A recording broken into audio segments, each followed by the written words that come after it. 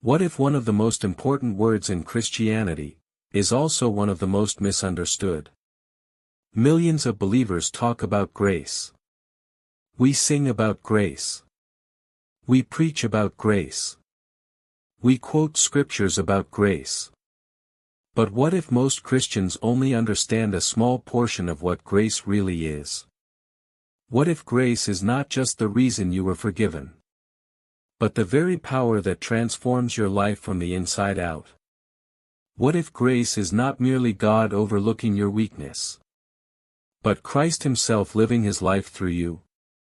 And if that is true, then the Christian life is not about trying harder. It is about learning to live by a life that is already within you. Today we are going to explore one of the deepest truths in the gospel. A truth that has the power to remove religious pressure, end spiritual frustration, and unlock real transformation. Because grace is far more than most believers have ever been taught.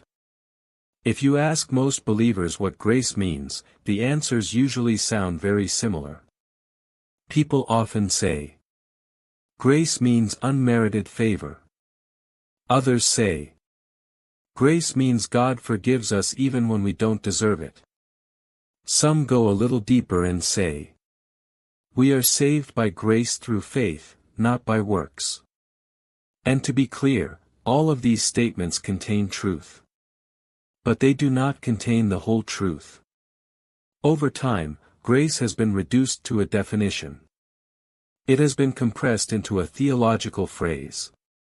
It has been turned into a doctrinal slogan. But grace was never meant to be reduced to a sentence. Grace is far deeper than a definition. And because grace has been simplified, two dangerous extremes have appeared in the modern church. On one side, Christianity becomes a religion of performance. On the other side, Christianity becomes a religion of careless freedom.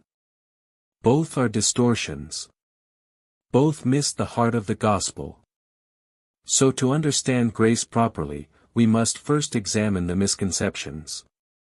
The most common explanation of grace is this: grace is unmerited favor. And again, this is absolutely true. Grace does include God's favor that we did not earn and could never deserve. Salvation is not a reward for good behavior. It is not a prize for religious performance. No amount of human effort could ever purchase forgiveness, righteousness, or eternal life. Grace is the reason the cross exists. Without grace, no one could ever stand before God. But something important happens when grace is reduced only to favor. Favor describes what God gives. But grace also describes what God does. Favor explains our acceptance before God. But grace also explains our transformation within God. Grace is not simply God looking at us differently. Grace is God working inside us differently. If grace were only unmerited favor, Christianity would stop at forgiveness.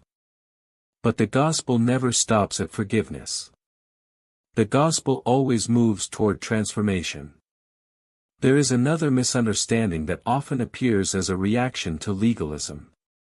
Some believers begin to think grace means nothing really matters anymore.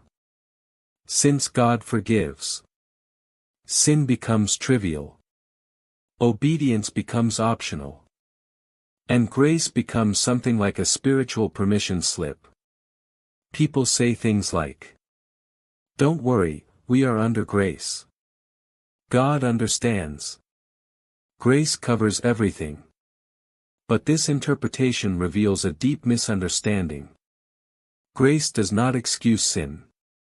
Grace empowers freedom from sin.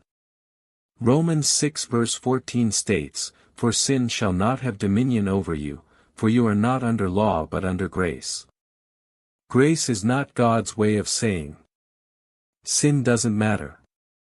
Grace is God's way of saying, I will give you the power to live differently.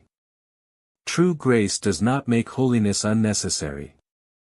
It makes holiness possible. Without grace, holiness would be impossible. With grace, holiness becomes the natural fruit of Christ living within us. For many Christians, grace exists mainly in sermons. It is discussed in Bible studies. It is debated in theological conversations. It is explained with Greek words and historical interpretations. But in daily life, grace often feels abstract. Believers hear about grace on Sunday, but struggle with the same fears, addictions, anxieties, and spiritual exhaustion on Monday. Why? Because grace has often been presented as information instead of experience. Grace was never meant to exist only in the mind. Grace was meant to operate in the life. The early believers did not merely believe in grace. They lived in grace. Grace was not just something they understood. Grace was something they experienced every day. Many Christians believe grace is responsible for salvation. But after salvation, they assume everything depends on human effort. The thinking often goes like this. Grace saves you. But spiritual growth is up to you. Grace forgives your past. But holiness depends on your discipline. Grace opens the door. But the Christian life requires sheer determination. So believers begin their journey in grace. And then spend the rest of their lives struggling in their own strength. This creates a painful cycle. They try harder. They fail again. They feel guilty. They promise God they will do better next time. But the deeper issue is rarely addressed. The Christian life was never designed to be lived by human strength.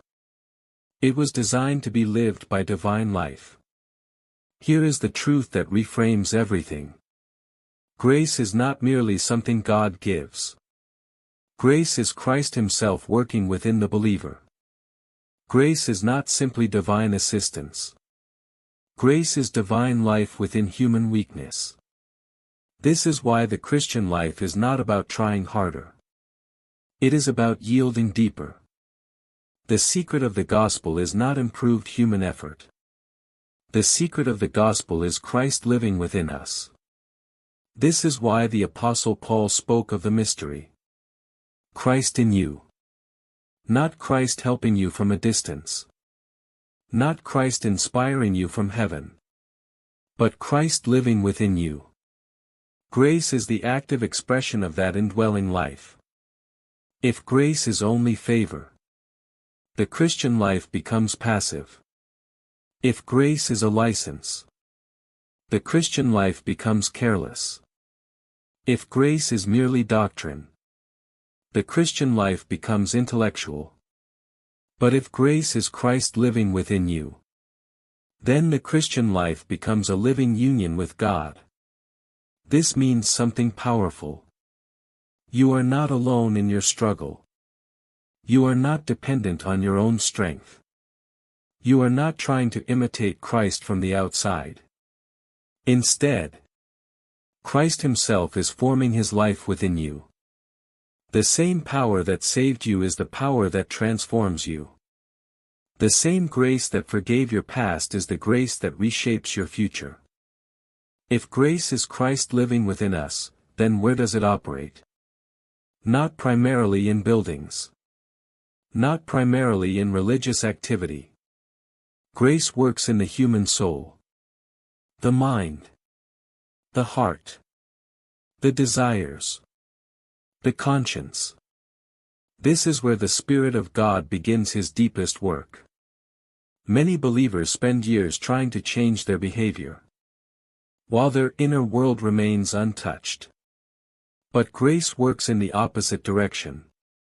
God begins inside, and transformation spreads outward. Jesus illustrated this when He said a good tree produces good fruit. Fruit does not come from forcing the branches. Fruit comes from changing the nature of the tree. Grace changes the tree. One of the first places grace begins to work is the mind. Human thinking is shaped by fear, pride, culture, wounds, and past experiences. Grace begins to renew how a person sees life. Old beliefs begin to collapse. I must prove my worth. God is disappointed in me. My value comes from success. Grace replaces these lies with truth. Identity is not earned. It is given. Acceptance is not negotiated. It is received. And when thinking changes, perspective changes. And when perspective changes, life begins to change. Grace does something even deeper. It changes what the soul longs for. Before transformation, our desires are scattered. We may desire comfort more than truth. Approval more than integrity. Pleasure more than wisdom. Grace slowly reshapes the inner appetite of the soul. The things that once dominated us begin to lose their grip. And new desires begin to grow. A hunger for truth. A desire for peace. A love for humility. A longing for God's presence. This is not forced. It is the quiet work of grace. When grace begins to operate deeply, something remarkable happens. Christianity stops being external performance. It becomes inner transformation. Prayer becomes conversation rather than obligation. Giving becomes generosity rather than duty. Obedience becomes joy rather than burden. Why? Because the change is no longer forced from the outside. It is flowing from the inside. This is the quiet miracle of grace. Understanding grace is one thing. Living by grace is another. Many believers admire grace, but still live as if everything depends on their effort. But grace was meant to be lived every day.